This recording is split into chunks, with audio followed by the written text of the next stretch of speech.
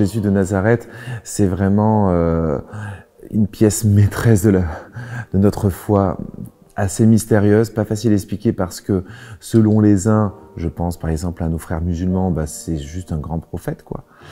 Selon les autres, les juifs, bah, c'est peut-être éventuellement un illuminé, mais qui en tout cas qui est pas le Messie, qui est pas reconnu comme tel.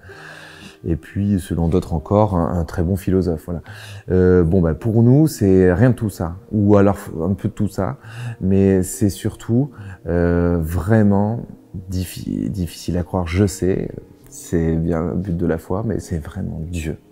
Non, non, c'est pas juste un philosophe, c'est pas juste un gentil prophète, c'est vraiment Dieu qui s'incarne parmi nous.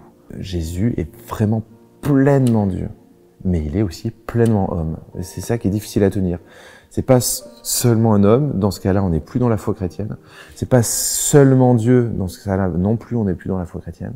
C'est pleinement Dieu et pleinement homme. Et d'ailleurs, il y a beaucoup de sujets comme ça dans la foi chrétienne où on sent qu'il y a deux choses à tenir en équilibre. Et si on n'est que sur l'un, on devient hérétique. Bon, ça fait un peu vieux mot, mais ça veut dire qu'on se plante, quoi. C'est ça que ça veut dire. On est plus fidèle à la foi, en l'occurrence chrétienne.